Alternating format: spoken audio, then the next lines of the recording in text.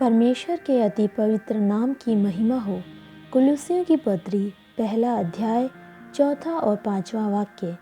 क्योंकि हमने सुना है कि मसीह यीशु पर तुम्हारा विश्वास है और सब पवित्र लोगों से प्रेम रखते हो, उस आशा की हुई वस्तु के कारण जो तुम्हारे लिए स्वर्ग में रखी हुई है, जिसका वर्णन तुम उस सुसमाचार के सत्य वचन में सुन चुके हो।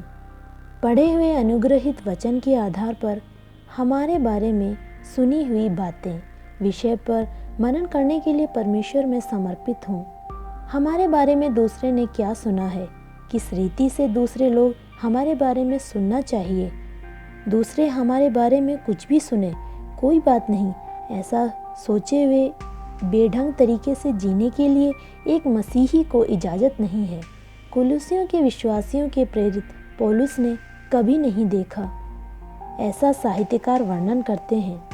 मुखामुख न देखे हुए विश्वासियों के प्रति उनके मध्य सुसमाचार प्रचारक इपफ्रास के द्वारा प्रेरित पौलुस ने उनके बारे में सुना और उन सुनी हुई बातें पौलुस की प्रार्थनाओं में प्रभु यीशु मसीह को धन्यवाद देने का एक प्रेरणा बनी। वो अनदेखे विश्वासियों की बातें जो प्रेरित पौलुस ने सुनी, यहाँ इसका वर्णन किया है कि उनके प्रति प्रेरित पौलुस ने क्या क्या सुना। 4 बातें मुख्य रूप से इपफ्रास से पौलुस ने सुनी। पहला, वे लोग सुसमाचार के सत्य वचन को पहले सुन चुके थे। दूसरा, सुने हुए वचन को हृदय में ग्रहण किए हुए थे। उस ग्रहण किए हुए वचन के कारण वे आशा से भरपूर थे। बहुत ही मुख्य 2 बातें 4थे वाक्य में लिखी हैं कि मसीह यीशु पर उनका विश्वास था और सब पवित्र लोगों से वे प्रेम रखते थे। प्रेरित पौलुस ने इपफ्रास से ये सब सुना। हे परमेश्वर, हमारे बारे में ये संसार सुन रहा है, हम ये संसार देख रहा है, यह वास्तविकता भूल न जाना।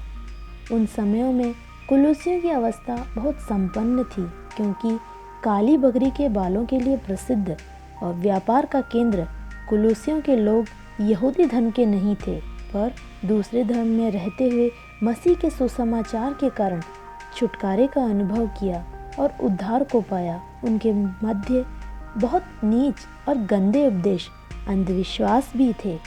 वहाँ के साधारण लोग की पतन की अवस्था क्या है, वो 2 अध्याय के 18वें वाक्य में लिखा है। कोई मनुष्य दीनता और स्वर्गदूतों की पूजा करके तुम्हें दौड़ के प्रतिफल से वंचित ना करे।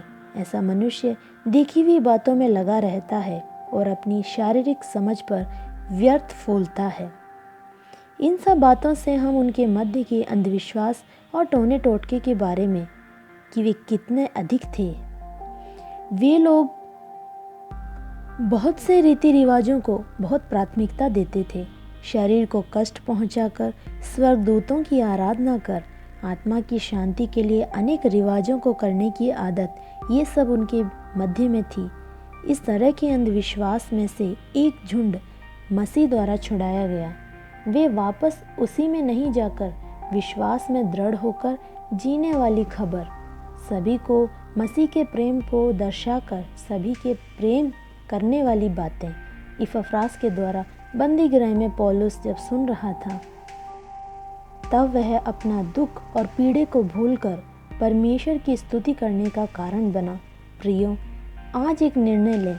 हमारे जीवन के स्वभाव, पवित्रता और अलगपन, जो झुंड हमें जानता है और जो नहीं जानता, वे आने वाले समय में दूसरों से जब सुनेगा तो ये बातें परमेश्वर की महिमा का कारण हो।